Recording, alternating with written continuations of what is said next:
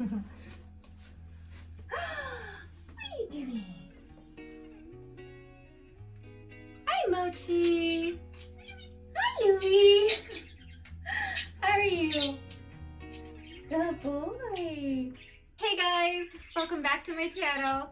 I've got Louie here, and we're going to be talking about the 5 things you should know before owning a Budgie. If you want to know more, stick around.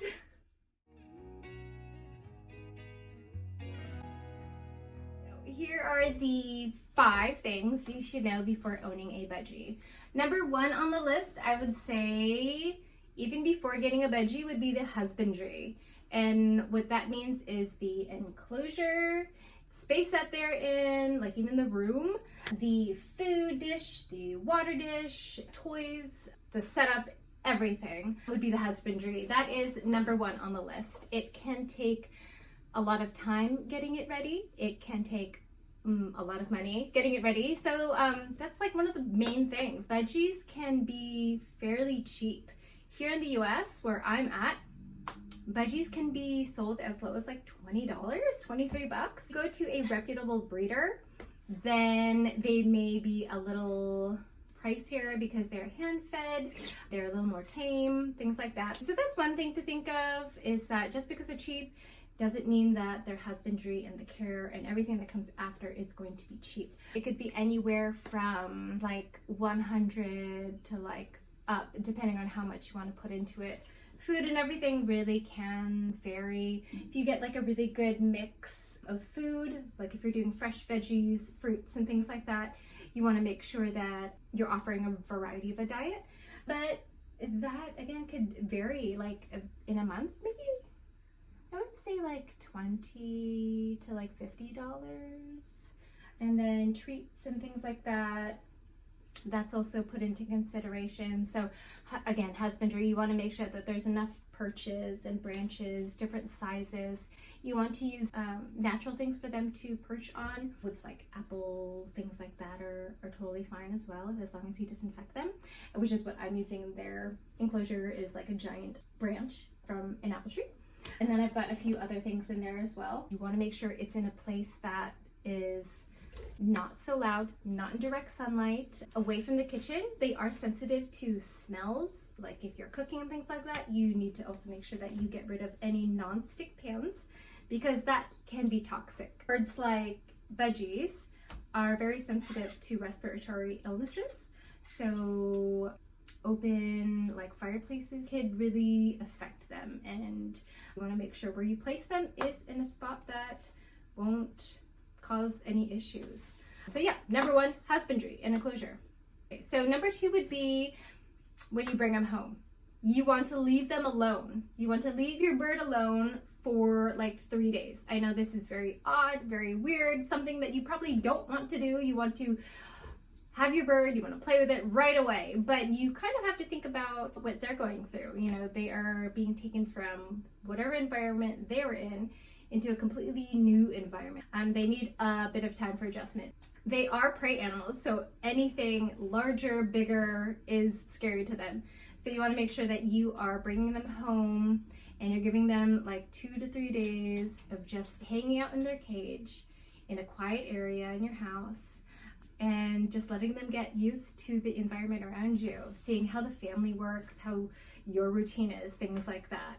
So yeah, that would be number 2 on the list, is stopping, pausing, and letting them just chill for the first like 3 days when you get them. Number 3 on the list would be a routine. Routine is so important with animals, and especially super important with birds. Birds like Budgies need a consistent routine. And I touched on this a little bit in my update video with Louie, how routine and consistency was key in me gaining his trust back. This is the same idea as if you got a new bird, is bringing a new bird home. You want to give them those 3 days of just getting used to their environment.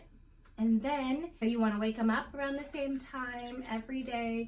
You want to feed them around the same time. You want to have playtime, hangout time, quality time around the same time, so that they get used to what to expect and they won't be afraid of what's happening. So yeah, if you have that routine, then you build trust and you build a good bond with them. So that is definitely number 3 on the list, routine. 4 would be positive reinforcement. That would be when you are playing or training them, or even just interacting with them. Say you were trying to get them to get used to your hand. So you place your hand in their cage for a few minutes every day. And you don't do anything, but you just place your hand in there. And they get used to your presence in your hand and see that it is a good thing because it's not trying to chase them. And they get used to your hand. And so when you take your hand away, you feed them like millet spray. Millet spray is a good treat. It's super fatty, so it's not a treat, or it's not a food that you want to be feeding them all the time, but it definitely is a great treat. So here's just a tiny sprig of it, but they come in these sprays that you could buy at the pet store. I got this at my local bird store. It comes in these, it's a millet spray. I think you could buy them online now. But yeah, just take one of these little, I just take one of these little things off, and that's what I use as kind of like their treat.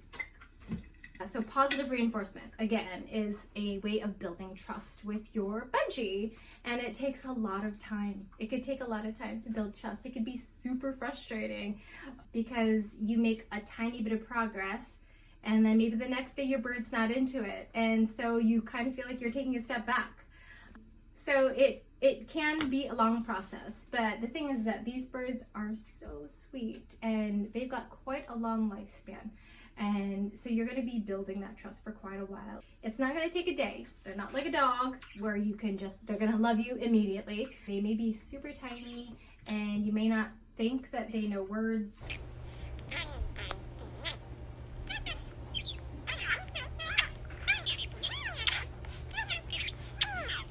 Or that they could be trained. They're quite smart creatures, and so if you take the time to train them and give them that positive reinforcement, they will see you as one of their own flock. They will talk to you. They'll want to know what you're doing at all times of the day.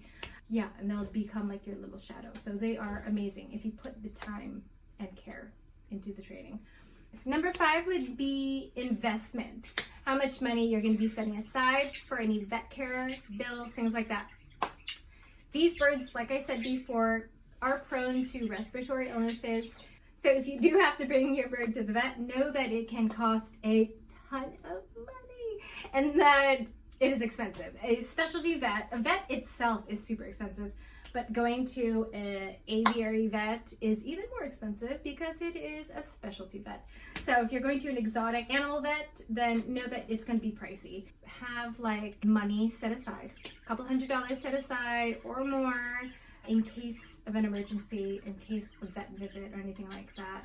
I had to pay for all of Louie's vet bills for his leg, and that was a ton of money.